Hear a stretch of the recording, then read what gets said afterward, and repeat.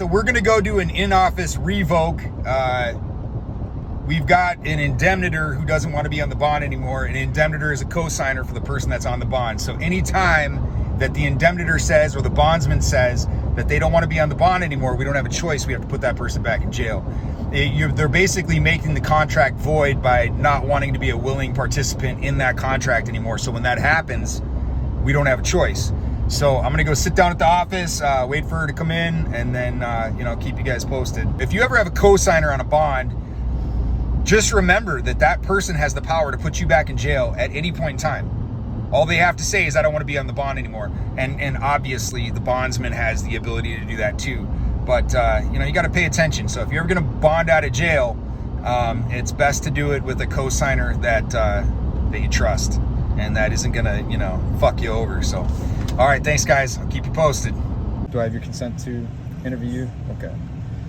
So how did you end up here today? I'm dating a guy, and we got into an argument.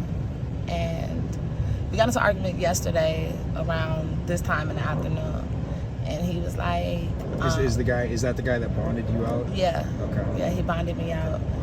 And he was like, I think that you're lying to me, you're not picking up the phone. But I told him that my phone only works on Wi-Fi. So when I was getting all his messages late, and I woke up this morning, I texted him, I said, hey babe, good morning. It's like, I don't want to argue anymore. Like literally like on a good page, I sent him a video of me and my daughter, and I texted him, I said, I'm about to head to go see Lance. And when I showed up to nice guy bail bondsman, just to check in, Got picked up. And was it because he called the bondsman and said he didn't want to be on the bond with you anymore? Didn't want to be responsible for it? Yeah. So you say you got a daughter? I do. 11-year-old. 11-year-old? That's awesome. How long do you think you're going to be sitting in the facility for? I hope that by some course of miracle, that I get out of here. Hopefully he rebonds me out. I just feel like I'm in this, like I'm being controlled, a little bit. So it's just like...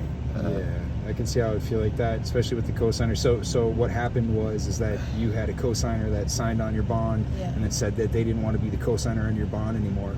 And then the bondsman pulled your bond because they didn't have a co-signer for you. Yeah. So I didn't do anything to come back to jail. Yeah. I literally was doing everything right. Yeah, that's kind of important to say. Like, you didn't get in trouble again. I didn't get in trouble again. I didn't catch any new charges. I didn't get picked up behind violating a term of my pretrial conditions. I just dating an asshole. Yeah. You seem like a very nice person. So I appreciate you.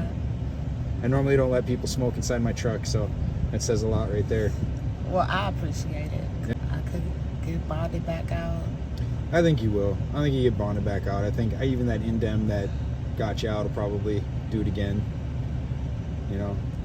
We see. That's honestly, it's something we see a lot is co-signers. Yeah. Bond them back out. Oh, 100%. 100%. You're gonna end up getting bonded back out, probably by the same person. Yeah. So that's just really unfortunate.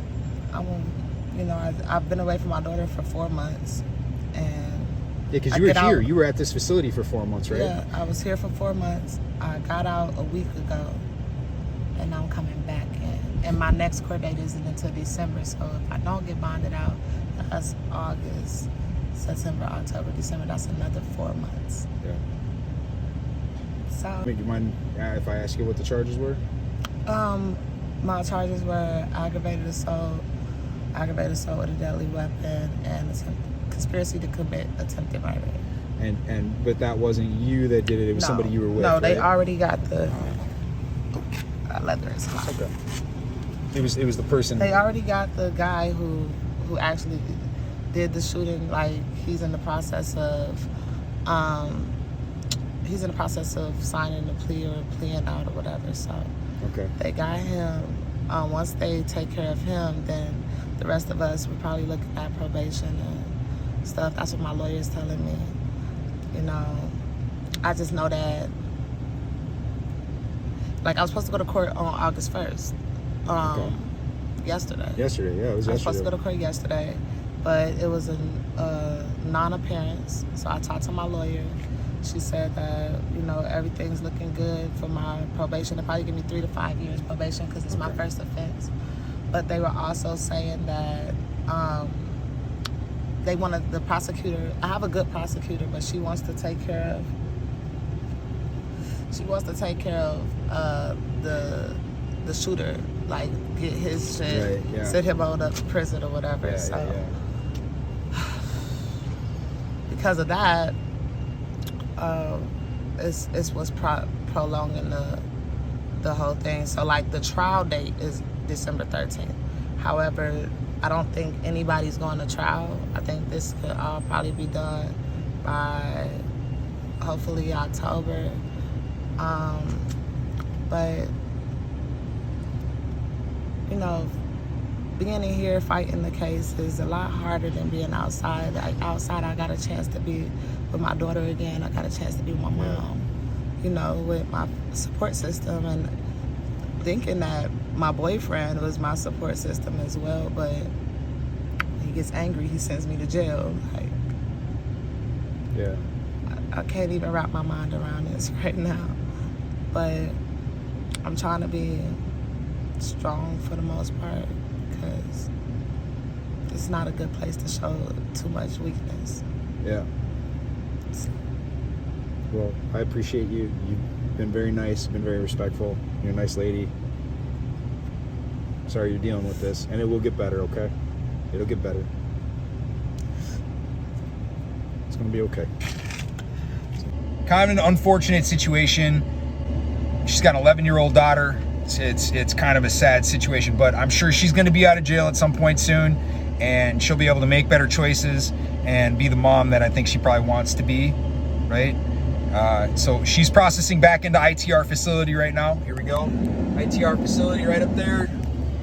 So she's processing back in, and once we get the go-ahead and get her new booking number, I'm going to head back over to 4th Ave Jail to Sims. I'll give them that booking number. I'll get my paperwork. I'll take that to bondsman, and then I'll be done. So we got about 2-3 hours left before we're done. We just got her processed in the county, and I hope the best for her. She was very nice. But as I walked out, man, this is what I see. Check this out. I think it's a vehicle fire or something. Look at that. I mean, you guys can't really tell the scale of that, but that's fucking huge, man. Something big is on fire. Let's go check it out. All right, this is what we're looking at, guys. Look at this. Look at that. I mean, like, it's really hard to tell you the scale of that fire, but that's very big. You know, and this is something else to touch base on.